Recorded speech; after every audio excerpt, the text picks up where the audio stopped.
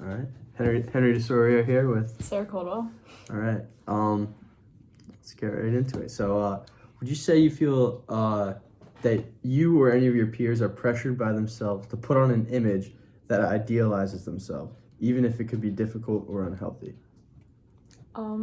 I agree with that because I feel like in high school, like, there's, like, a lot of people that you have to, like, impress, like, your peers, like, your parents, like, siblings, just, like, people in your community, so, like, Right. and people can go to, like, extreme measures to, like, fit that. Mm-hmm. Yeah, that makes a lot of sense. So in the book we read, The Bell Jar, right, where the main character's name was Esther.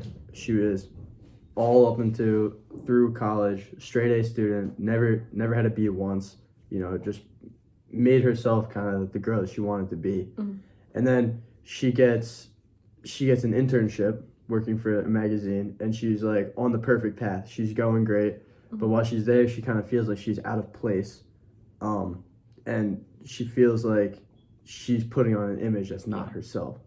So that's kind of and this is back in the 1950s. So this is just kind of a new perspective of kind of how, back then it would be different than versus now. Yeah. Do you think that young women are focused on their future and worried about whether or not the path they are choosing could be the right or wrong one? Yeah, personally, like, I agree with that a lot too because, like, I'm a junior, so I'm, like, looking at colleges right now, and I have to, like, think about, like, what's best for me and then what's best for, like, my family and what we can afford and stuff, so, like, I feel like sometimes I put a lot of pressure on myself to, like, get good grades and, like, participate in the right activities and stuff and spend my time well, so. Yeah, I mean, yeah, that's pretty parallel with what Esther was going through in the book, so, I mean, that's definitely interesting to see that from the 1950s to now, that's kind of something that hasn't changed. People are still going to be worried about what's going on in their future, and I feel like years to come, that's still going to be something that people worry about themselves.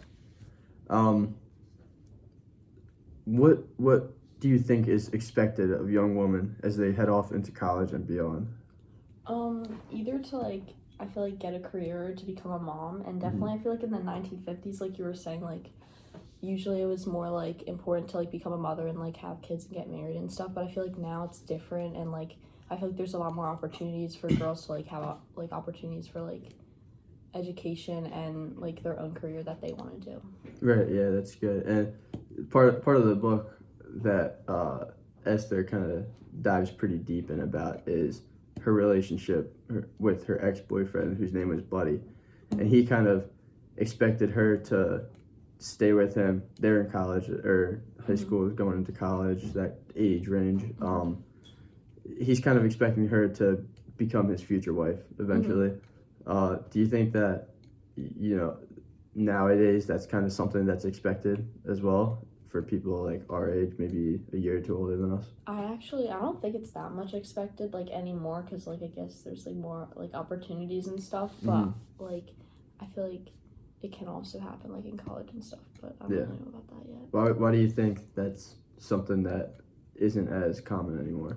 Because, like, now that, like, women have, like, gained more rights from, like, the 1950s or something, I don't know, like, the timeline on that, but I feel like it's, like, more accepted that, like girls can get education, they don't have to be moms anymore. Yeah, no, that makes a lot of sense. I would agree with that as well.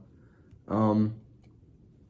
So in the book, as she's in this internship and moving forward throughout that, she's kind of struggling with her identity. She's kind of struggling with her family and her friends and what she wants to be, and that kind of leads her down a spiral of just a tough patch of life that she has gone through. So how do you think young women react when they go through a phase of life that is tough for them?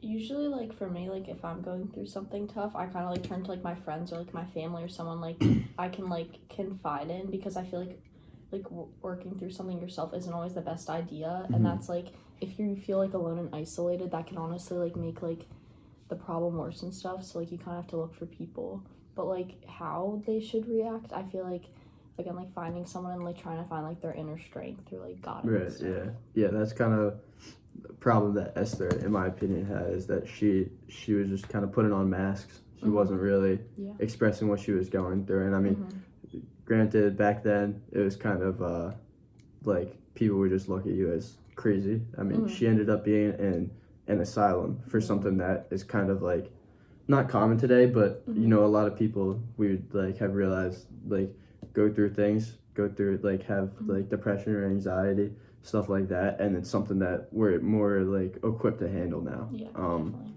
So I feel like there's definitely a big difference versus people going through something like that back then and kind of being alienated versus going through something like that now Yeah. and being able to express that and you know just have a lot more support with them.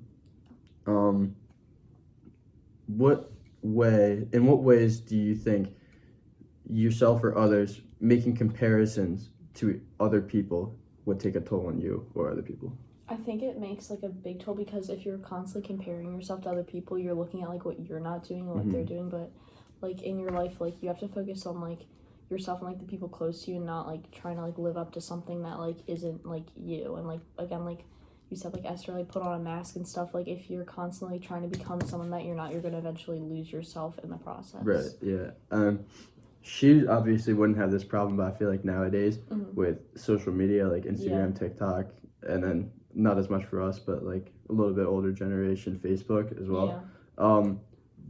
In these type of forms of social media, everyone's always posting about like the A+ moments in their lives. They're not obvious. They don't want to showcase the things that are going wrong with them. I feel like that could be like a parallel of like people just putting on a mask, like they're showing each other at their highest and not at their lowest. Like, do you think that's either personally or you know something that you would have noticed for people kind of taking a toll on them? Yeah, definitely on like social media, like you usually never see like the truth of what people are going to. You just see what they want you to like see of them, so it can kind of like make like an unrealistic like idol of like how like your life is supposed to be. Right. Yeah. No, that makes a lot of sense to me as well.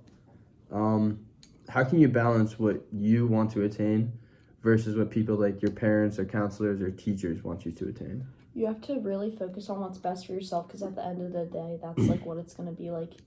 If you're like, if like what your parents want, usually it's probably going to be what's best for you, but also you have to put in like your own personal, like what you want to do with your life because they're not going to be going through that. You're going to be going through that. So like what college you choose, like your parents aren't going to be doing that. You have to focus on like what you want to do.